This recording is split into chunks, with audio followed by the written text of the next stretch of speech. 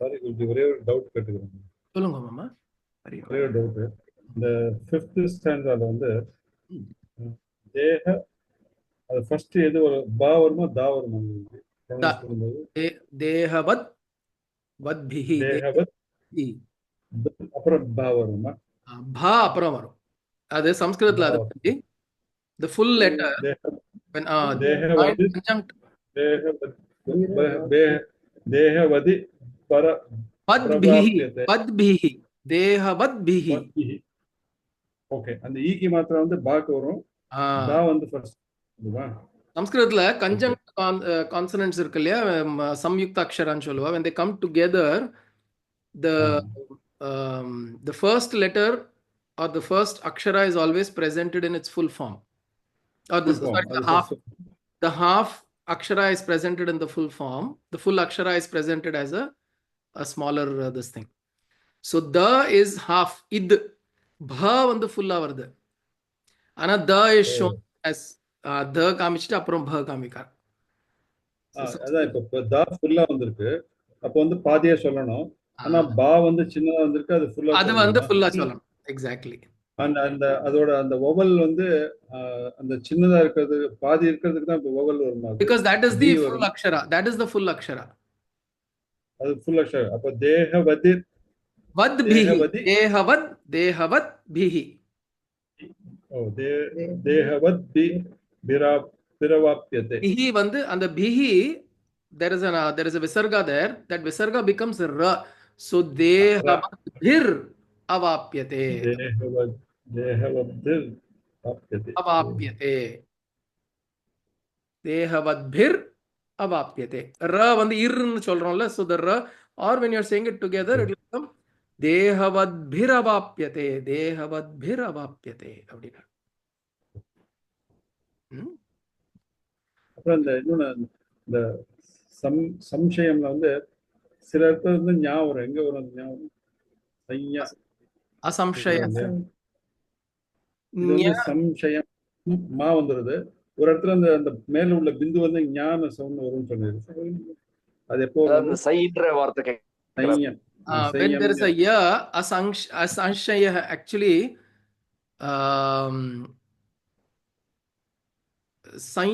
asamshaya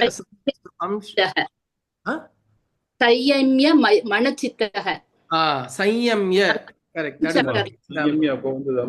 is the right example. சையம்ய.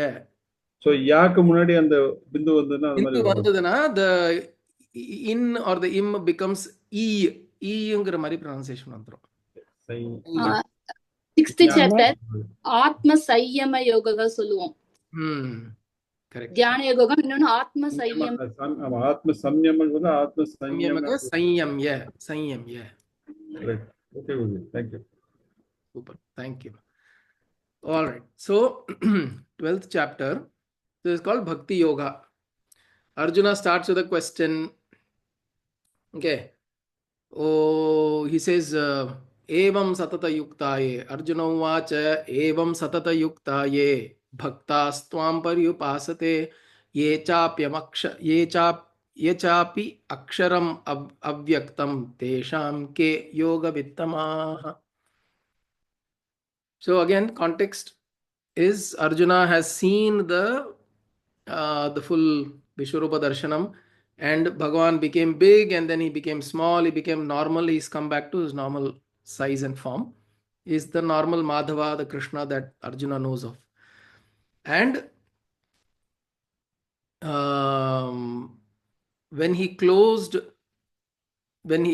came down to that form, he said, those who fix their minds on me, ananyas chintayanto mam ye jana paryupasate. Those who fix their minds upon me, I am dear to them, or they are dear to me, and they will attain to me. This is what he says.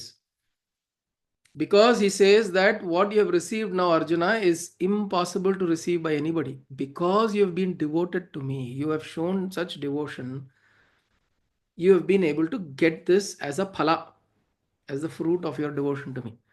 So he kind of highlights devotion there. So now suddenly Arjuna is now is a little perplexed, saying that there is this form of yours, and then you're also saying you're the unmanifest. Tripadurdhvam udait पादोस्य विश्वाभूतानि त्रिपादस्यामृतं दिवि पादोस्य विश्वाभूतानि. 1/4 of your one pada, 1/4 of you is in this manifest world. 3/4 or 3 parts of you is in the unmanifest. Purusha Suktam. So it is like that, you're also the unmanifest. So then which is better? You're telling me think about me, but then should I think about you or should I think about the Nirguna Brahman? So basically the question is Saguna Brahman Dhyanam or Nirguna Brahma Dhyanam. What should I do? Which is the better of the two? He's asking. Evam Satata Yukta Ye Bhaktastvam Paryupasate. Between the two, is it personal worship, personal form worship? Is it the right one? Or Aksharam Avyaktam form, which is the formless. Aksharam Avyaktam. Aksharam Avyaktam Tesham Ye Yoga Vittamaha. Which one of these two? Please tell me which one of these two are better. Which one of these two are higher or more effective? And why is he getting this question? Because he's now had the experience of somewhat the unmanifest. This form that he sees as this huge grand form, it's practically unmanifest. It is not something that is very easily accessible to anybody and everybody. Although it is a guna, there is a form to it. It is saguna, the form that he saw. Sahasra Shirsha Purusha Sahasraksha Sahasrapat. It's a form, but yet it is almost near to, it's difficult to explain because everywhere you see that form was there. So he was not able to differentiate between the world and this Purusha. So to him, the manifest is that he is able to see this Bhagavan in the form of 4 arms, Gada, Shankam, Chakram, Padmam. And then this is almost the unmanifest. And also, from yogi's perspective, unmanifest is nirguna. There is no guna.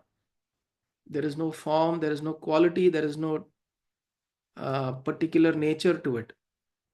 Driguna-tita. So he's asking which of these two are better? How do I approach, or which one do you suggest is better? Okay. So this question immediately occurs after he has come to a certain stability within him, that fear is gone now, and he is seeing Krishna in this normal form, and that fear is gone, which he had earlier. And he is asking this to Bhagavan. And Bhagavan is saying, Bhagavan again, as usual, is giving him a confusing answer. Okay. He's saying that is good. Which one? Saguna Upasana. And Nirguna Upasana is also good. So he'll tell both are good. Again, then Arjuna is he'll create more confusion. But again, Krishna will explain that further. So in the second verse, Bhagavan says, Maya Veshya, Shri Bhagavan Uvacha, Maya Veshya Mano Yemam, Nitya Yukta Upasate. The one who continuously, Nitya Yukta, fixes his mind on me continuously. Ananya Chintayanto Mam.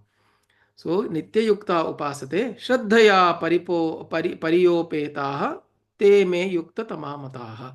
So such people who continuously engage in devotion in me with steadfast faith, Shraddhaya,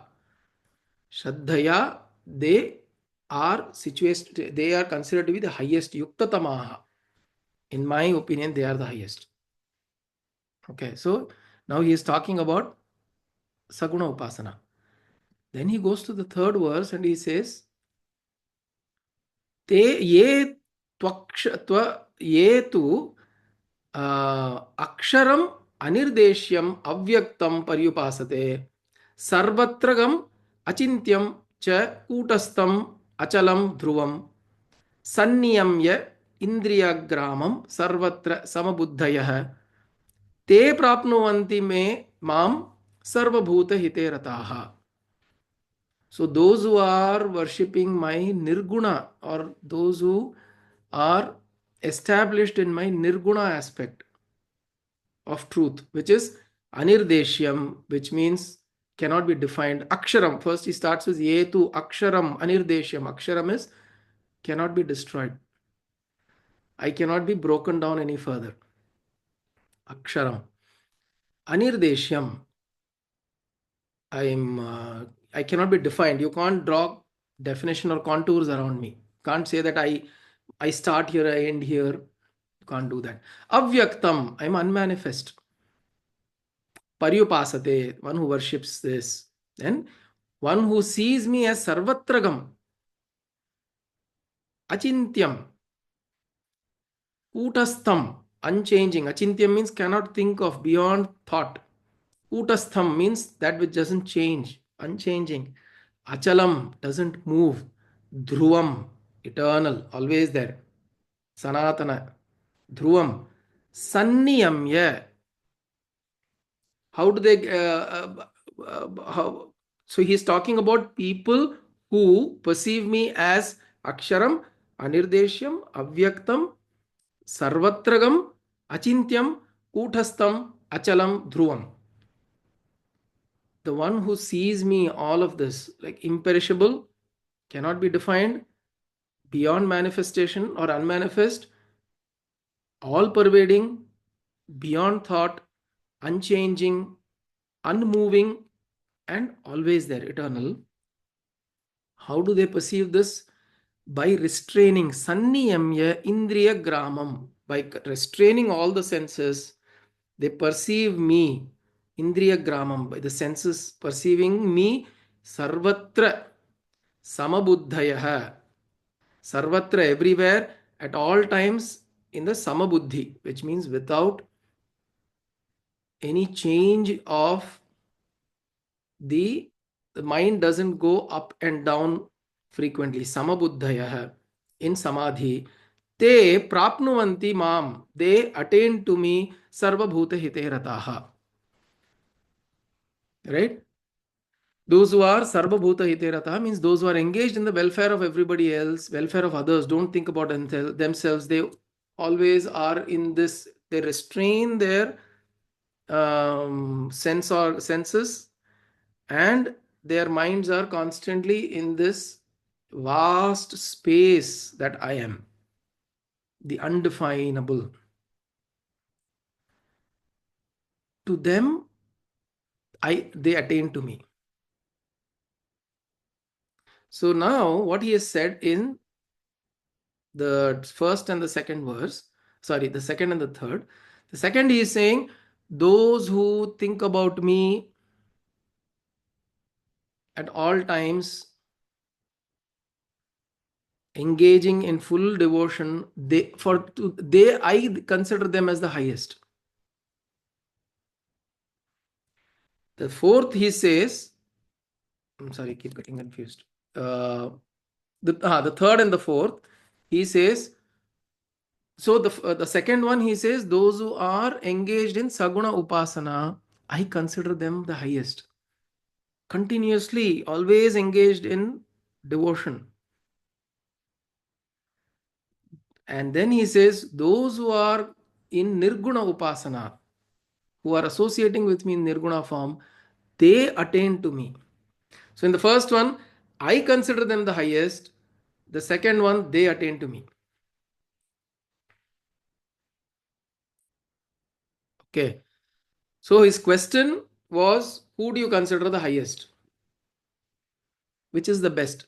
So the question, in my opinion, the question in itself is a little flawed, right? Why does it matter who Bhagavan considers the highest? What is most important is which is the most effective thing for me. What is most effective for me?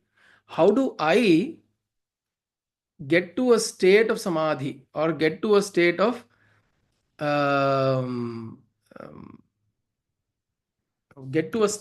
equilibrium within me, or have this experience of Bhagavan within me all the time? It doesn't matter what you consider which is the best, which is the better. And this is a mistake we all do also, which is we are constantly evaluating paths. We are continuously evaluating paths. Which is better? Which is higher? Is Sri Vidya better? I mean Sri Vidya Upasana. Is Sri Vidya better? Of course, Sri Vidya is better here. But I'm saying, is Sri Vidya better or is yoga better? Is yoga better or Kriya better? Is Kriya better or um, Chakra Dhyana better? Right? You do the Shat Chakra Upasana. Is that better?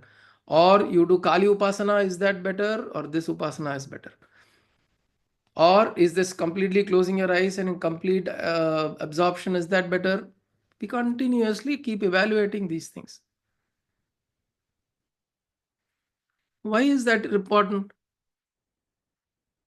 We need somebody to come and tell, oh, you're wonderful. What you're doing is excellent, wonderful. Why? Well, we spoke about this, right? When my guru used to say, your measure of your spiritual growth is within you. You look at it from inside of you, seeing, are you getting any better? Are you becoming less conflicted? Are you becoming more peaceful? Are you becoming less jittery, less restless? Are you able to hold yourself? Are you able to think a moment before you respond? Are you reactive? Are you agitated? Are you anxious? Are you less of any of that? This is how you evaluate yourself.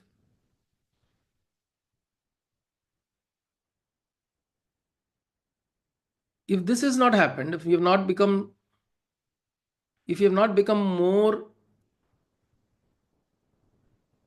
uh, contained in the sense, if you've not become a little more centered within you, with every period of sadhana that we do, every sadhana that we take up, we are doing daily or 21 days or 42 days or 3 months or whatever we take up, at the end of it, if we don't find ourselves a little more centered, a little more conscious about my actions, my thoughts, my speech,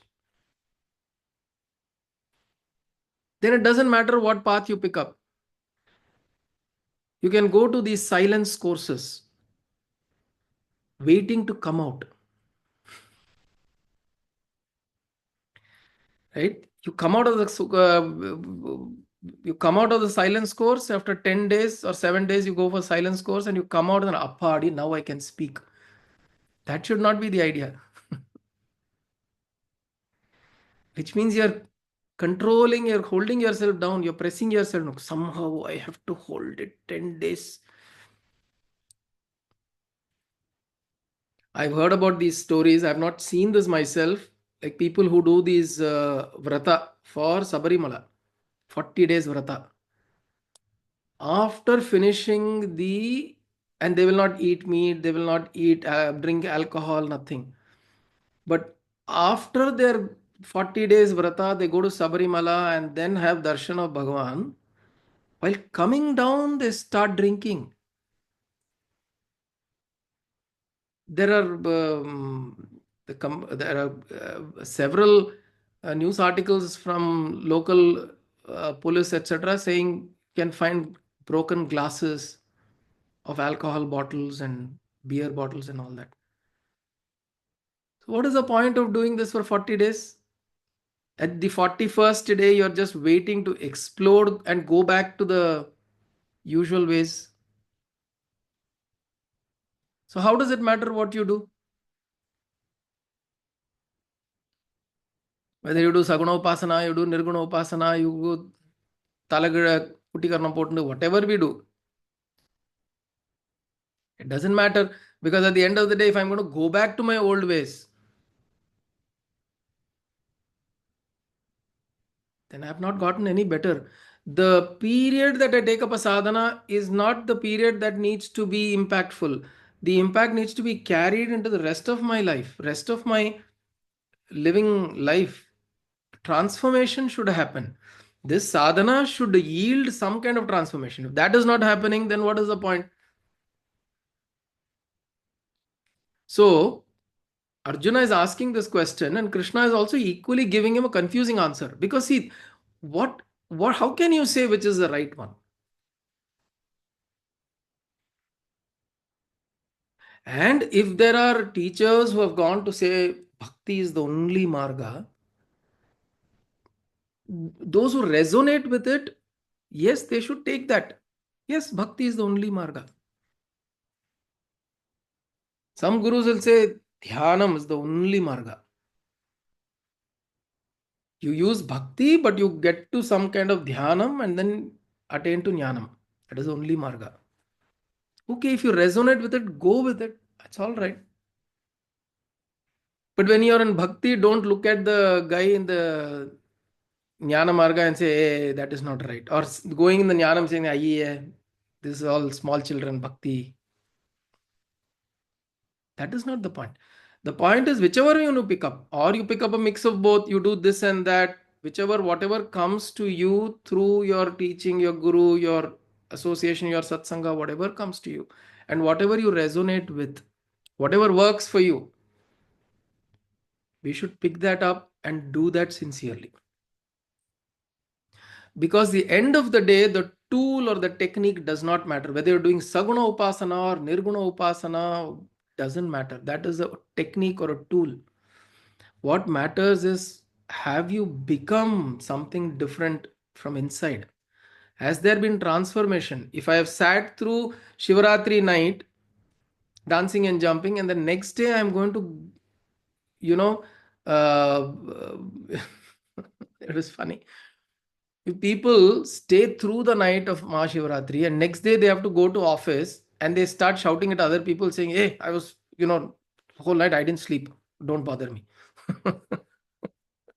Who asked you to do that? Right? If you're spewing anger and some kind of frustration and all of that, thinking that what you have done was very, very spiritual, but it's not translated. It must translate. The next day, there must be a certain level of gentleness. If you have actually stayed and been through the night of Shivaratri with the right kind of intention, with the right kind of movement inside, and stillness and calm and resolution to be in that Shivam, then next day morning, even if you're having headache, even if you're having eyes are burning, you will not get irritated with the environment, because it should carry forward the gentleness, that conflict. See, the problem is we don't realize that how much of conflict we carry inside ourselves. We don't resolve those conflicts. And the same conflict that Arjuna is having now. After so much, even after showing Vishwarupa Darshanam, he is having this. So it's not, so don't underestimate yourself saying that, Ayo, where am I? Arjuna ke apdina gadi enna apdi illa. We are able to look at Arjuna and understand the pitfall. Right? So you look at it, we are blessed. We are able to look at Arjuna and say, through Arjuna, I am able to understand. I don't want to get caught up. Okay. So he's saying the Nirguna Upasana, they attain to me by going beyond thoughts, beyond perception, beyond form. Like on Shivaratri, we said, the no form, the no thing, that is Shiva. So when the mind becomes not blank, but the mind drops all objects, it is not objectifying anything. It comes to a certain place of recognition that there is no, I don't need to hold on to objects, and there are no objects in my mind. I'm absolutely still and calm.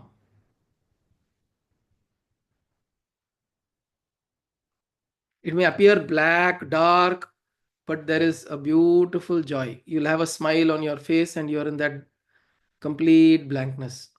So that blankness is not ignorance now. Because that blankness is a conscious dropping of objects that you're holding to. And it's that, see, that is the thing. Shivaratri, is the darkest night.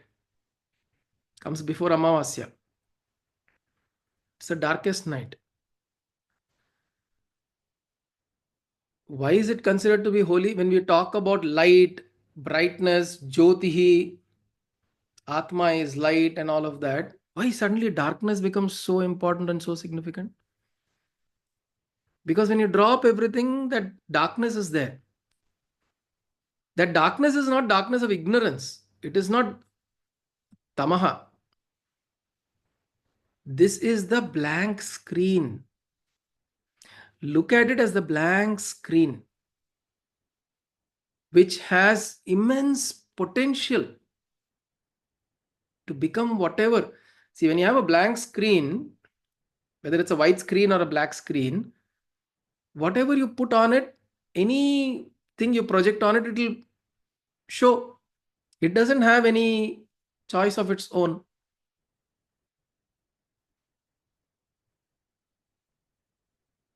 This is Vairagya. No color of its own. You are willing to take any color, but you doesn't stick on you. That potential is there. You have to suddenly, now after that dhyana, you want to get up and you have to act like a father, you act like a father. You have to act like a husband, act like a husband. You have to act like a wife, act like a wife. Act like a son, act like one. Act. Because none of those colors are sticking on you. This is the effect that it should carry. That silence and that resolution should reflect in this way. Right? So he's saying that those who are able to think of me as this complete unmanifest, they also attain to me. Then he goes on to say in the 5th shloka, Kleshodhikatarastesham avyakta sakta chetasam. So for those who are attached to the unmanifest, so those who are attached to the unmanifest, which is the nirguna upasana, they are gatihi dukkham. Avyaktahi gatihi dukkham dehavadbhihi avapyate. In this bodily form, you are trying to, when you're trying to imagine the no body form, being in the embodied form. So what Krishna is saying is, being in the embodied form, if you are doing nirguna upasana, it is very difficult. But doesn't mean that it can't be done. There are yogis who do it. But Krishna is trying to make it simple for Arjuna. He's trying to tell him that don't think that don't get fascinated thinking that, oh, a yogi is sitting like that, he's in his deep dhyana and samadhi. When you look at it, looks so beautiful. Look at Buddha, looks so beautiful. Don't think you can do it. Which means he's not discouraging. He's saying that you evaluate for yourself. It is difficult. There'll be challenges. There'll be a lot of challenges in this. There are people who take it up and do it, but they are willing to, because they invest their life's energy into doing it. If you want to do everything else, I want my house, my wife, my husband, my dog, I want everything. When I have all of that, and still I am looking at, like for example, if you are wanting renunciation, but you're sitting in the family and running a family, you want to run a business, you want to run work, you want to earn money, and then on the other side, I want to drop everything, I want renunciation, you'll be in conflict. So Krishna is saying is, don't be in conflict. Mami, I'll just finish this and you can ask the doubt. Let me just try to bring this to a logical point. So he says that when you you want to do nirguna upasana, know that it's not an easy task. It requires a certain level of discipline, a certain level of resolve. right? If I say every day you have to get up at 4:30 or 4:20 and do this every day, we are not able to. And then we can't go and question, why shouldn't I do Nirguna Upasana? You can do, but at least get your basics right. Get the discipline in place, get your resolve in place. Make sure that anything or everything, anything comes from the outside impacts you, or comes from the outside, you don't get impacted. Then you do Nirguna Upasana. Then you sit down and close your eyes and be in that joy. And then he goes on to say, Yetu sarvani karmani mai sanyasya matparaha ananyena eva yogena mam dhyayanta upasate. Tesham aham samuddharta mrityu samsara sagarat bhavami nachirat partha maya aveshita chetasam. Now, so now he goes back to say that that is very difficult. So he says, now you dedicate all your actions to me. Yetu sarvani karmani mai sanyasya matparaha. You dedicate all actions to me, considering me as the supreme. Ananyena eva yogena. By that kind of a devotion alone, O Partha, it's easy for me to take you away from this ocean of birth and death. Mrityu samsara sagarat. Because in then I will be able to unite you with me. See here, what he's saying is, you can do, there are people, there are yogis who are doing Nirguna Upasana, but it is very difficult. So what do, you've got things to do, so you offer everything to me, you surrender everything to me, you think about me all the time. Ananyas chintayanto mam. Continue to think about me without any other distraction. Then it's easier for me to take you over. Because if you take the other path, there are so many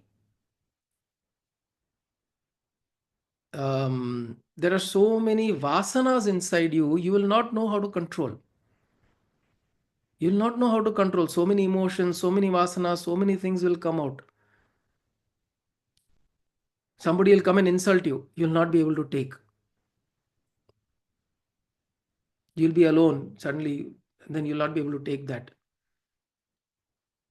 The most closest person will come and misunderstand you. You will not be able to take it. All of these things will happen. This is what Krishna means by saying, if you are going Nirguna Upasana, these things may come, but you have to resolve yourself to not be affected by it. Then it's the right path for you. But knowing you, Krishna, Arjuna, the easier path for you is to fix your mind upon me. It's easier, so that then you can always cry it out to me. Come and say, Ayo Krishna, why is this happening like that? So that there is some person that you're associating with, some guna, some saguna, there's some personal form that you're associating with. It will be easier for you to communicate with me. To establish this communion, to communicate with the Nirguna Vastu, it is very difficult. How do you communicate?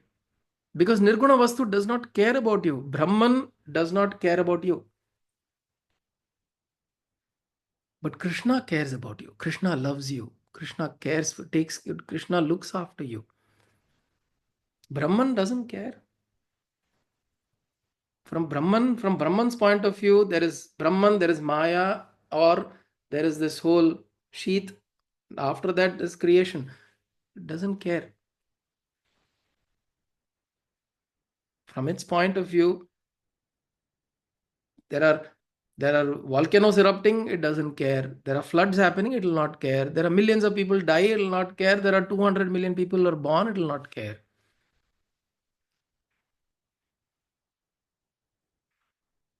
Right?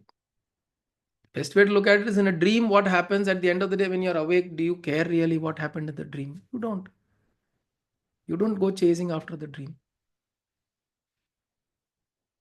Right? How much ever true it is, from a different perspective, from that reality, a different order of reality, which is Brahman, Nirguna Brahman, from that order of reality, it doesn't matter. So if you want to communicate, then Krishna says, then offer it to me, surrender to me, communicate with me, think about me. So this is where Krishna tells Arjuna, and then slowly he will tell Arjuna, even if you're not able to do that, then what you do. Even if you're not able to do that, then what you do. So he will slowly start helping Arjuna to bring him to the a place where he's saying, at least do this much. You're not able to do Nirguna Upasana, it's too much for you. Then at least do some amount of Saguna. Not possible. Then you do this, then you do this. So next few verses, you will see it will be like that. So it's a very beautiful way. Krishna is, out of his compassion, trying to show Arjuna that I am not saying being a yogi is, yes, by being a yogi, you will attain to it. But don't despair. You don't have to become a yogi to attain to me. There are simpler, easier ways to attain to me. And it doesn't mean that I'm not able to sit and do dhyanam for 1 hour. Will I not be able to in this lifetime ever get moksha? No. He says, no, there are other simpler and easier ways. But it's all about the mind, where you place the mind. Yes, Suguna Mami?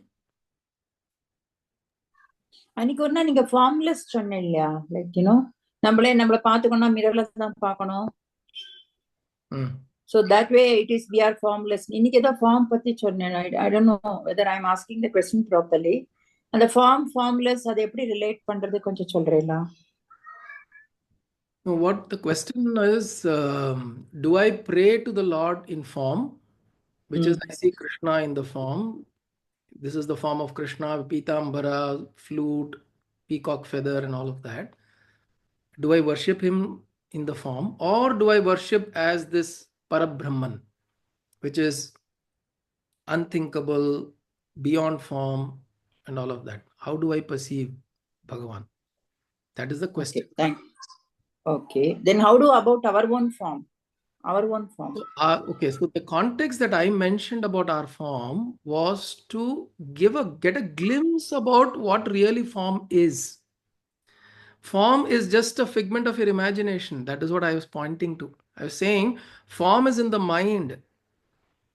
But we need form to associate, to communicate. For devotion, you need form. You need form for devotion. To do or archana or puja pandradhukku, we need a form. But what I mentioned as an example the other day, that we are fundamentally, there is no form. I meant is, when you go within yourself and close your eyes, you will know that form breaks down. We need form as an aid. We are holding on to it. But in reality, there is no form really. But not everybody can get to that. So we hold form. Krishna is also saying hold form. There's no problem. Nothing wrong. But if you get a glimpse to say that in reality, this form is just imagination. Form is not imagination. It is an expression of the mind. Form is just an expression of the mind.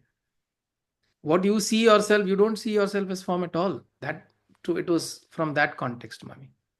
It is a different context. Thank you. எனக்கு ஒரே ஒரு சந்தேகம். நீங்க சொன்ன இல்லையா, there are different paths, right? The paths maybe all the tools or paths may be different. இது வந்து இப்போ ஒருத்தர் வந்து என்ன பாத்தை சூஸ் பண்ணுவாங்க, if I have to choose நிர்குணா சகுணா whatever, இது வந்து probably the person has to realize by themselves, or is it driven by some or Purajana vasanas, or is it the guru that guides? It's a combination of all the three, Mama. It's a combination of all the three. Because you have, when I'm born, I come with certain dispositions. And like, for example, when I look at Pullayar, Ganapati, I don't feel any association with Pullayar. And that's okay. Maybe for some reason.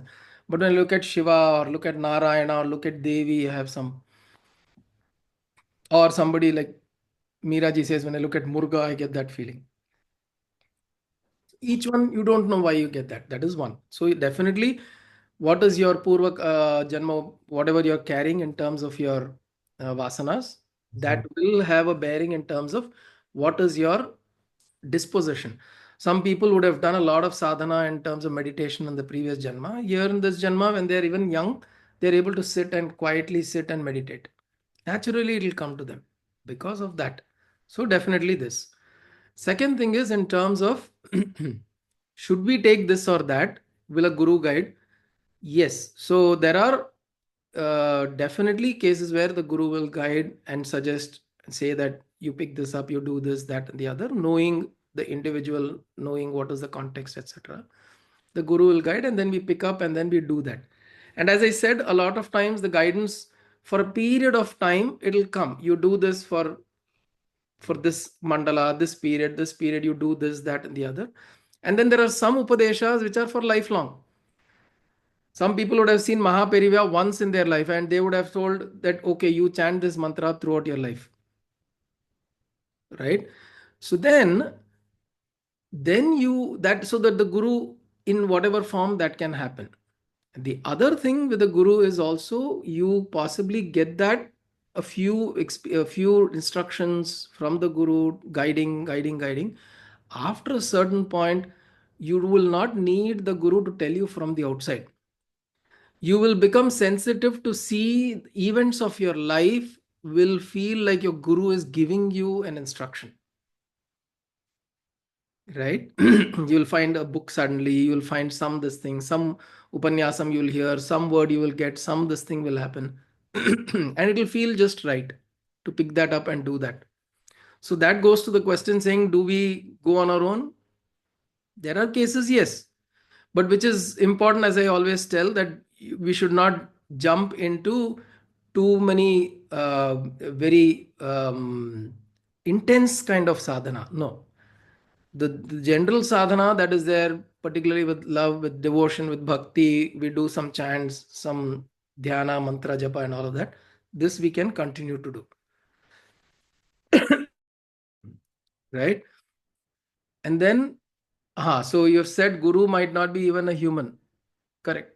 So it may not be a human being, it could come in any form, but for us to get to recognizing, yes, that Guru Tattva is guiding me. Guru Tattva is guiding me. And that with continuously we staying in tune with in satsanga, in doing our regular sadhana, panni, it'll start occurring that I'm feeling like I want to do this. I'm getting a voice or a motivation to do something like this. I do this kind of sadhana, that kind of sadhana, this kind of book I read. This period I take up this as my sankalpa. So this will happen in a very organic way.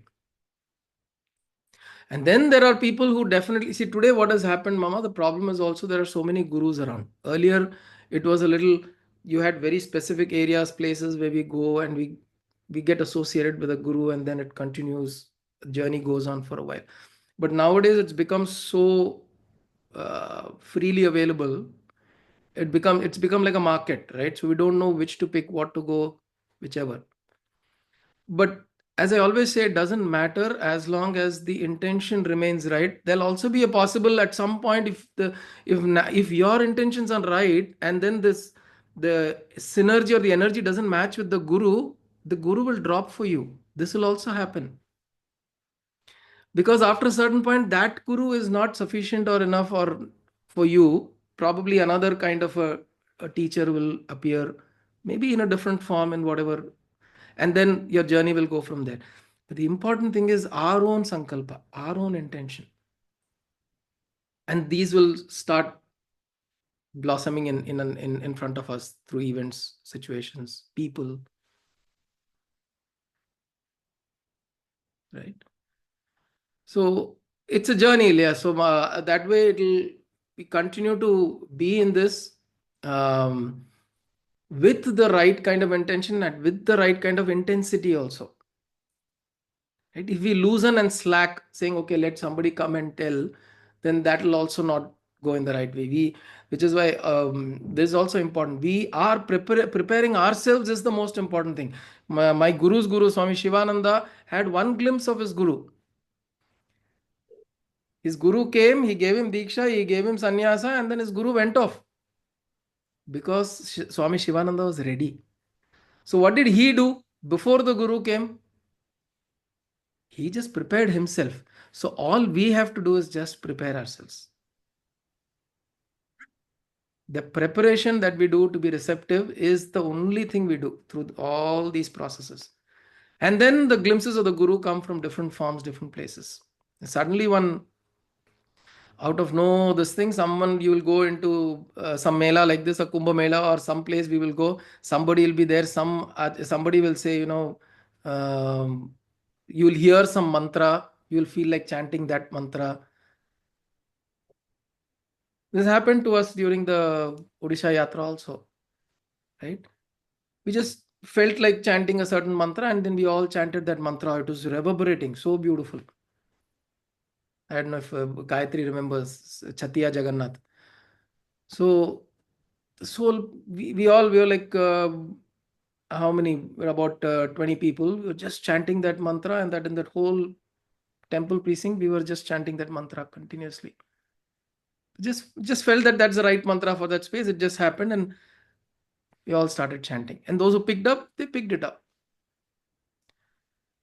So these are environments and places where these things also happen, right? Guruji, this guidance and bhakti and prayers, everything, it is only a guiding path to us, and ultimately it is on the individual who is the responsible person for taking From the the start, yes, Mama, perfect, right? Absolutely. From the start, it is the individual who's responsible. Till the end, the individual who's responsible. It is the individual's responsibility from the beginning to the end. All other things are enablers only. The kickstart vasanas start பண்ணுவோம். It may or may not. And again, it's also grace. Some people, sometimes you are in the right place, right situation. Grace with vasanas and a click with from a sudden guru. இங்க வேணாலும் டக்குன்னு நடக்கலாம். Absolutely right. These things, grace, there is no logic to grace. It can happen. It's a flash of a light. But the important thing is when grace occurs, as I said, we have to be ready to be receiving it. To realize it, probably realize it. Oh, realize பண்றது. And the realize பண்றது, the vasanas, I feel it has to be strong enough to really accept it and come on, let me go அப்படின்ற the strength இருக்கணும். இல்லைன்னா நம்ம No, that is true. The vasanas are a very, very critical driving force in terms of how we go, what we do. But because, see, even in our lives, you go to office, do we always let our vasanas rule us? No. If you know you have to do some work, today I'm feeling so tired, no, but my boss is waiting to go and get this report. So we push ourselves, we do it, right? So through the environment, we define certain mandatory things for us to do. So it's like that, which is why satsangas are important. We go meet, we go to places where we push ourselves a little bit, like Shivaratri, we push ourselves a little bit because people around are also doing it. There are people around who are up and awake. So you also feel like doing that. So that way satsanga or going together, being in places, in temples or yatras and places like that, it helps to give you that motivation from the outside to drive whatever sankalpa you had. Sankalpa is yours only. But to keep that sankalpa afloat and do these things on the environment helps. That is where we cut over the vasanas. That is where we cut over the vasanas to some extent. Right? And then grace, as I said, grace is not Ramanar சொல்ற மாதிரி அருள் தானேப்பா இருக்கு அப்படிங்கிறார் அவரு. நீ நடுவுல வராம இருந்தா போறோம் அப்படி. So grace is there, grace will come, just that we keep preparing. We do. There'll be times when there'll be a certain dryness. Why is it? We spoke about dryness also a few satsangs ago. Where is this going? What is happening? That will also be there, which is where you also shake up. You do a little something different. You pick up another mantra, you chant for 40 days. You do some kind of maybe a dhyana or a breathing or a yoga or something else. You shake yourself up a little bit. But with the right intention is what? Intention is I want to get to that state of samabuddhi. I want to get to the state of... We should be receptive. We should be ready to receive the grace. Yeah. Absolutely. Absolutely. That is the main thing. So all what we are doing is all preparatory. This preparatory, when does the bud become a rose? We don't know. Like one Swamiji said, I'm hitting a nail into the wall. When will it reach the other side? He says the next hit could be reaching the other side. How do you know? He says, don't give up. The next strike that you're going to strike on the nail could be the other side. It could take the nail the other side. So just that, persisting. And eventually, banat banjai. Lahari Masaya Chulur. Panna, I don't. It will happen. It will happen. So in the comparison எல்லாம் அதெல்லாம் just I mean யாரோடுமே compare பண்றதுல ஒரு awareness கொண்டு வரதுக்கு தான் நம்மள்ட்ட இல்லையா? ஆமா correct, that is right. Okay, thank you. Om कायेन वाचा मनसेन्द्रियैर्वा बुद्ध्यात्मना वा प्रकृते स्वभावात् करोमि यत् सकलं परस्मै नारायणायेति समर्पयामि, सदाशिवायेति समर्पयामि, जगदम्बिकेति समर्पयामि, सद्गुरुनाथायेति समर्पयामि. हरि ओम तत्सद्गुरुभ्यो नमः.